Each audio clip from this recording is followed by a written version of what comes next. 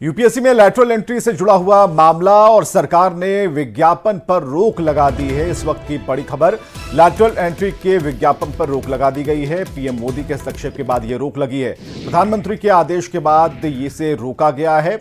UPSC को कार्मिक मंत्री का पत्र जारी कर भेजा गया है और रोक लगाने का आदेश जारी किया गया है।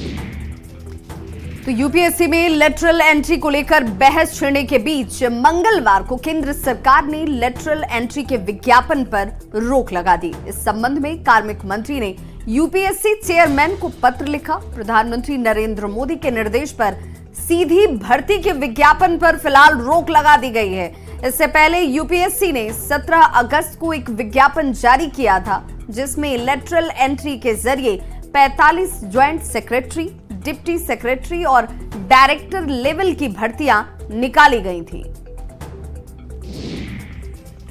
आपको बताएं कि लेटरल भर्ती में कैंडिडेट्स बिना यूपीएससी की परीक्षा दिए रिक्रूट किए जाते हैं। इनमें आरक्षण के नियमों का भी फायदा नहीं मिलता है। कांग्रेस नेता राहुल गांधी ने इसका विरोध करते हुए कहा था कि महत्वपूर्ण पदों पर लेटरल एंट्री के जरिए भर्ती कर खुलेआम एससी, एसटी और ओबीसी वर्ग का आरक्षण छीना जा रहा है।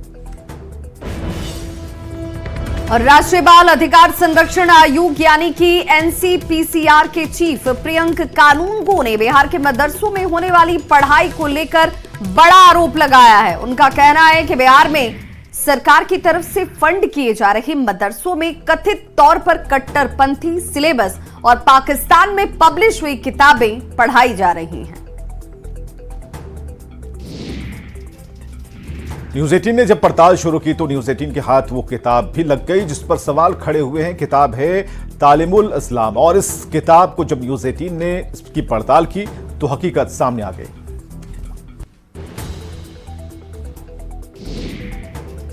एनसीपीसीआर के चीफ प्रियंक कानूनगो के बयान पर डिप्टी सीएम विजय सिन्हा ने कहा कि पूरी जानकारी आने के बाद सरकार इस पर कदम उठाएगी। ऐसी मानसिकता को बढ़ावा देने वालों पर कार्रवाई होगी। दरअसल एनसीपीसीआर के चीफ प्रियंक कानूनगो ने बिहार के मदरसों में होने वाली पढ़ाई को लेकर बड़ा आरोप लगाया है। उनका कहना है कि बिहार में सरकार की तरफ से फंड किए जा रहे मदरसों में कथित तौर पर कट्टरपंथी सिलेबस और पाकिस्तान में पब्लिश हुई किताबें पढ़ाई जा रही हैं और इस पर राजनीतिक बयानबाजी तेज है। देखिए, इस तरह के रिपोर्ट हम देखे नहीं हैं, लेकिन मैं इतना बता दूं कि आज देश की जनता जो मालिक है, जो देश की तरक्की के लिए, देश के विकास के लिए, भारत के भविष्य के लिए अपनी कमाई का टैक्स देता है, कर देता है, उस पैसे से आज विद्यालय चलता है, मदरसे चलते हैं, कई तरह की योजनाएं चलती है और इस पैसे का कट्टरपंथ के लिए कोई जगह नहीं है। कट्टरवाद पैदा करने का ये मानसिकता कतई उचित नहीं है। और देहरादून से बड़ी खबर, जहां पर आजाद कॉलोनी के एक मदरसे का वीडियो वायरल हुआ, जिस वीडियो में मदरसे के संचालक और वहां काम करने वाले कुछ लोग पढ़ने वाले बच्चों को कपड़े उतारकर बेरहमी से पीटते हुए दिख रहे हैं। वहीं जानकारी के मुताबिक मदरसे में करीब 250 बच्चे पढ़ते हैं, जिनमें से 60 बच्चे बिहार से बताए जा रहे हैं। आपको बताएं कि कुछ दिन पहले मदरसों में छात्रों की तबीयत बिगड़ने की सूचना पर बाल आयोग की टीम ने भी औचक निरीक्षण किया था। आयोग ने आपत्ति भी जताई थी। केंद्रीय मंत्री गिरिराज सिंह ने घुसपैठ को लेकर एक बार फिर से विपक्ष पर बड़ा आरोप लगाया है। सोशल साइट एक्स पर उन्होंने लिखा कि बंगाल में बने आधार कार्ड की फिर से जांच होनी चाहिए। वोट बैंक के लिए अवैध लोगों के भी आधार कार्ड बनाए गए हैं। देश के लिए यह बहुत बड़ा खतरा पैदा हो गया है। बांग्लादेशी अवैध घुसपैठिए और रोहिंग्या अवैध घुसपैठिए का एक षड्यंत्र की तरह ममता बनर्जी के नेतृत्व में, सरकार के नेतृत्व में उनके आधार कार्ड बन रहे हैं। दिल्ली में जो मेड सर्वेंट हैं महिलाएं, वो बांग्लादेशी घूम रही हैं, काम कर रही हैं। आधार कार्ड अपनी होवे न तो वो बोलती है बांग्लादेश की बंगला में कि है और दिखाती है। और बंगाल में इस पर एक गहन जांच की जरूरत है। ममता बनर्जी वोट की लालच में अवैध घुसपैठियों को रेड कारपेट दे दी, जो भारत के लिए, बंगाल के लिए, बंगाल के माँ माटी मानुष की बात करने वाली ममता आज बंगाल के सारे अस्तित्व को खत्म कर रही है। इसीलिए मैंने कहा कि इस पर एक जांच होनी चाहिए आधार का।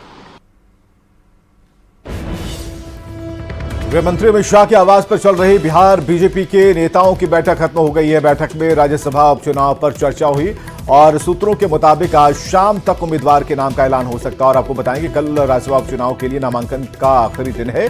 मीसा भारती और विवेक ठाकुर के लोकसभा में सांसद चुने जाने के बाद ये दोनों ही सीटें खाली हुई हैं। और अमितेश हमारे साथ फोन लाइन पर। अमितेश, एक लंबी चौड़ी बैठक के बाद किसी नतीजे पर आना है और कह सकते हैं कि ये बिल्कुल साफ भी है कि कौन कैंडिडेट हो सकते हैं और कौन नहीं। देखिए, जहां तक 2 सीटों का सवाल है, एक मीसा भारती के लोकसभा चुनाव जीतने के बाद, दूसरा विवेक ठाकुर के लोकसभा चुनाव जीतने के बाद सीट खाली हुई है। एक सीट पर बीजेपी ने तय कर लिया है अपने सहयोगी जो आरएलए में है पार्टी राष्ट्रीय लोक मोर्चा, उसके राष्ट्रीय अध्यक्ष उपेंद्र कुशवाहा को भेजने का फैसला हुआ है। इसका ऐलान काफी पहले किया जा चुका है। कल उपेंद्र कुशवाहा नॉमिनेशन करेंगे। और दूसरी जो सीट है उसको लेकर के आज गहन मंथन हुआ है अमित शाह के साथ, जेपी नड्डा के साथ, और उसमें बिहार बीजेपी के जो प्रदेश अध्यक्ष थे, प्रभारी थे, दोनों डिप्टी सीएम मौजूद थे, संगठन मंत्री भिक्खू भाई दलसानिया थे, तो सबके साथ एक बैठक हुई है, इस गहन मंथन हुआ है, विचार विमर्श हुआ है। और आज शाम तक इस बात की उम्मीद की जा रही है कि दूसरी जो सीट है उसके लिए राज्यसभा उम्मीदवार के नाम का ऐलान कर दिया जाएगा बीजेपी की तरफ से। तो कल ही नामांकन का आखिरी दिन है और उपेंद्र कुशवाहा जो पहले आज नामांकन करने वाले थे, उनकी तरफ से भी कल ट्वीट कर इस बारे में जानकारी दी गई कि 21 अगस्त को नामांकन हम करेंगे। यानी बीजेपी के जो उम्मीदवार होंगे वो, और साथ में उपेंद्र कुशवाहा जो कि राष्ट्रीय लोक मोर्चा के अध्यक्ष हैं, दोनों एक साथ नामांकन करेंगे। तो काफी मंथन हुआ है और थोड़ी देर में, या कहें तो आज शाम तक, इस बात का खुलासा हो जाएगा कि बीजेपी की तरफ दूसरा कौन व्यक्ति होगा जो कि राज्यसभा का उम्मीदवार होगा। बहुत बहुत शुक्रिया अमितेश। तो शाह के आवास पर बैठक खत्म हो गई है। और अगली खबर वैशाली से, जहां पर 72 एकड़ में लगभग 500 करोड़ की लागत से बन रहे बुद्ध सम्यक दर्शन संग्रहालय का निरीक्षण करने के लिए आज मुख्यमंत्री नीतीश कुमार पहुंचे और मुख्य स्तूपा सहित सभी निर्माण कार्य का उन्होंने जायजा लिया। बौद्ध धर्म मक्का कहे जाने वाले इस बुद्ध सम्यक दर्शन संग्रहालय का काम कई वर्षों से चल रहा है, जिसका निरीक्षण करने सीएम नीतीश कुमार इससे पहले भी कई बार आ चुके हैं, लेकिन अब निर्माण कार्य लगभग पूरा हो गया है। उम्मीद जताई जा रही है कि नीतीश कुमार के ड्रीम प्रोजेक्ट में शामिल इस संग्रहालय का जल्द ही उद्घाटन किया जाएगा। इसमें मुख्य स्तूपा के अलावा meditation centre, meeting hall, guest house समेत कई तरह के भवनों का निर्माण कराया जा रहा है। सीएम के साथ भवन निर्माण मंत्री और डीएम समेत सभी अधिकारी मौजूद थे। बिहार में हरित आवरण को बढ़ाने के लिए बिहार सरकार ने एक बड़ा निर्णय लिया है। पहाड़ों पर अब सीड बॉल गिराए जाएंगे। जी हां, इस अभियान की शुरुआत औरंगाबाद से की जा रही है। मंत्री प्रेम कुमार ने कहा कि बिहार के सभी पहाड़ों पर सीड बॉल गिराए जाएंगे। गोबर मिट्टी से खास तरीके का बॉल बनाया गया है, जिसमें पीपल और पाकड़ और नीम के बीज होंगे। यह अभियान पूरे बिहार में चलाया जाएगा। औरंगाबाद और नवादा, इन 3 जिलों में यानी सीड बॉल की बिछेगी हरियाली की चादर जा करके। यानी जो नंगे पहाड़ हमारे जा करके, उन पहाड़ों पर हमने मैनुअल पहले प्रयास किया जा करके है। सीड बॉल है क्या, मैं बताना चाहता हूँ। उस सीड बॉल में मिट्टी और गोबर छान कर हम लोगों ने बनाया है लड्डू टाइप का। उसके अंदर में नीम, पीपल, बरगद और पाकड़ और जामुन, उसका बीज डाल दिया है करके। और गया जिले में 1 लाख का लच्छा मारा जा करके है, और औरंगाबाद 25,000 का है, और नवादा 25,000 का है।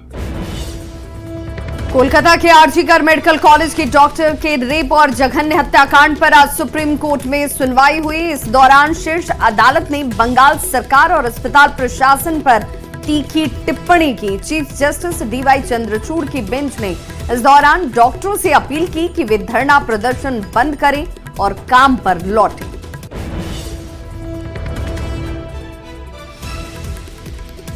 तो अदालत ने कहा कि आपकी सुरक्षा तय करने के लिए हम हैं और आपको काम पर लौट जाना चाहिए। कोर्ट ने इस दौरान पीड़िता की तस्वीरें और नाम का पब्लिक में खुलासा होने पर हैरानी जताई और कहा कि हम इससे बहुत चिंतित हैं।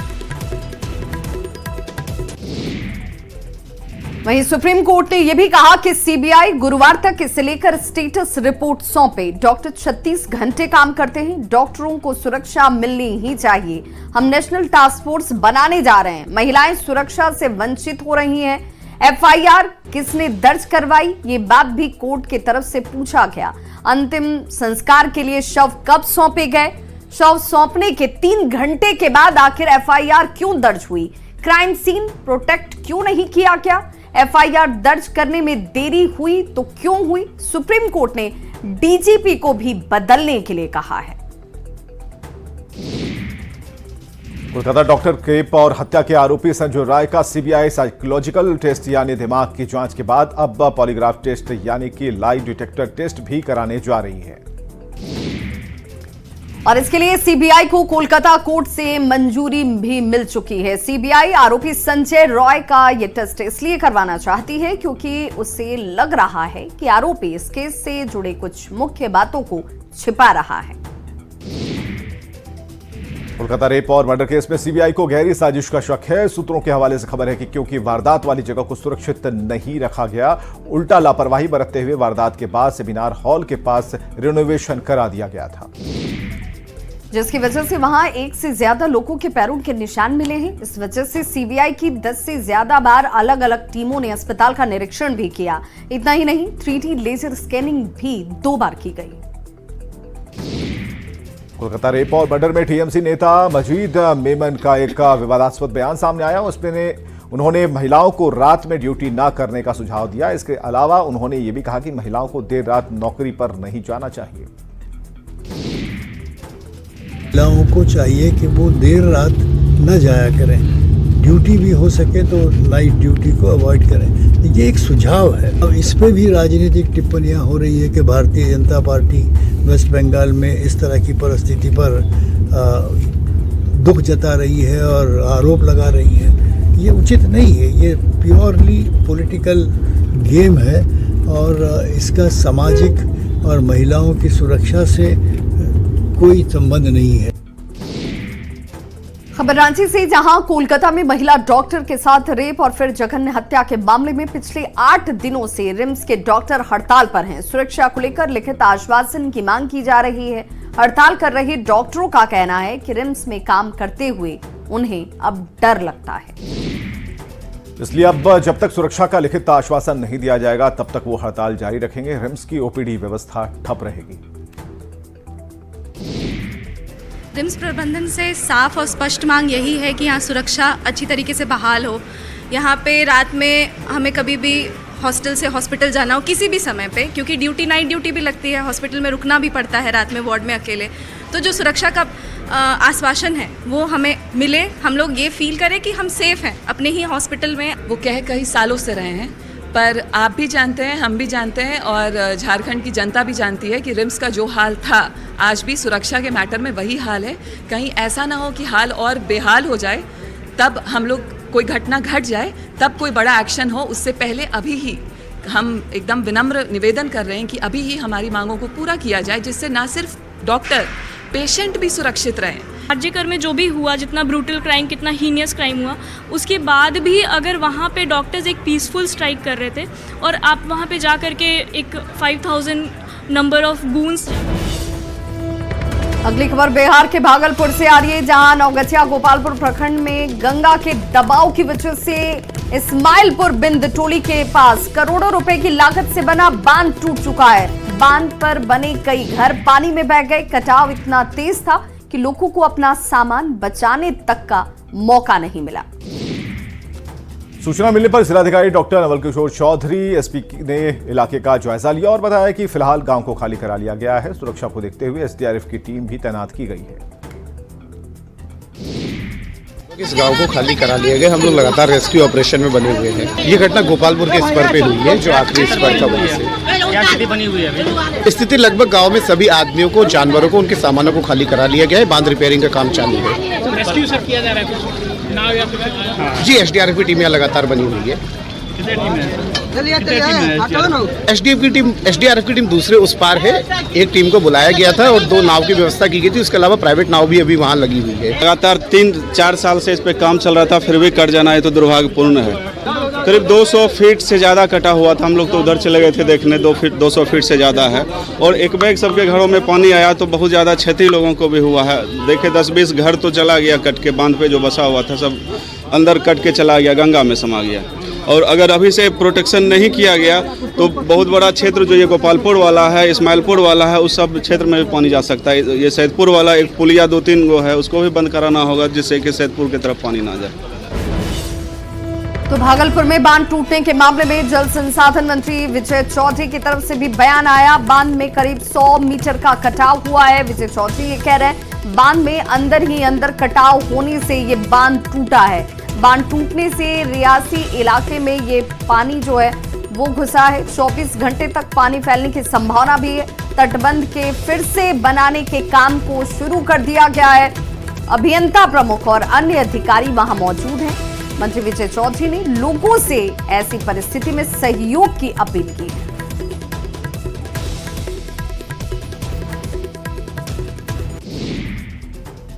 मोतिहारी में सिकरहना नदी का जलस्तर तेजी से बढ़ता जा रहा है। सुगौली के पंचायत सुकुल पाकड़ के कचहरिया टोला वार्ड संख्या 12 में बाढ़ के पानी से जगह जगह कटाव शुरू हो गया है। गांव में रहने वाले लोग प्रशासन के खिलाफ नारेबाजी कर उचित व्यवस्था करने की मांग कर रहे हैं।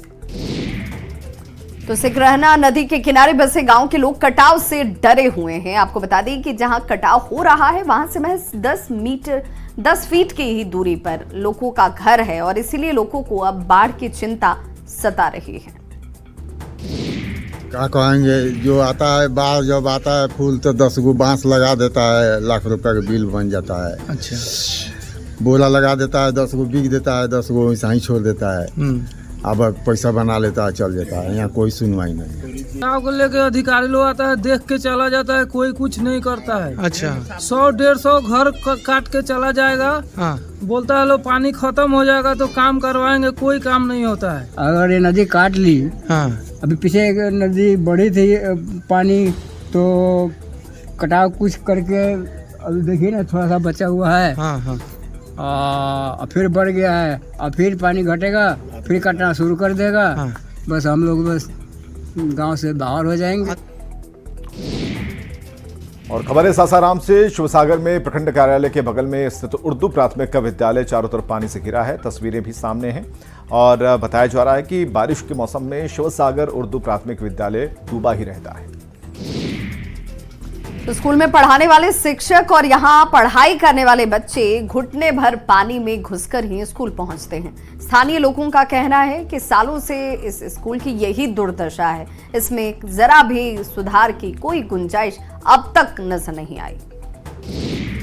स्कूल पानी में थे, डूब जाएंगे, डर लगता है बड़ी। हम लोग लेकिन मजबूरी है, जाना पड़ेगा स्कूल में और हम लोग को दिक्कत पड़ता है, गर्मी लगता है। में हेल कर जाने में दिक्कत होता है इसको। हाँ, कहाँ जा रहे हो? स्कूल। कैसे जाता है? पानी में हेल कर। हाँ, डर नहीं लगता है? डर लगता है।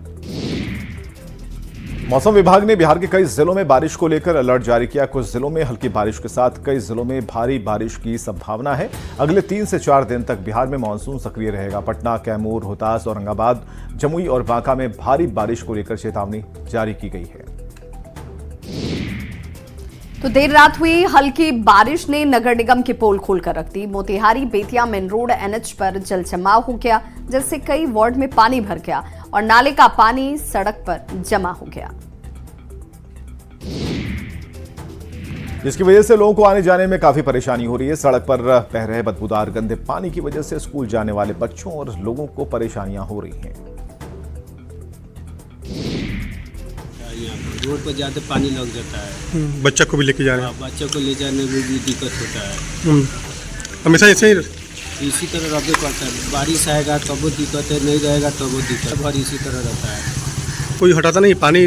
पानी कुछ भी नहीं हटता है, इसी तरह रहते करता है।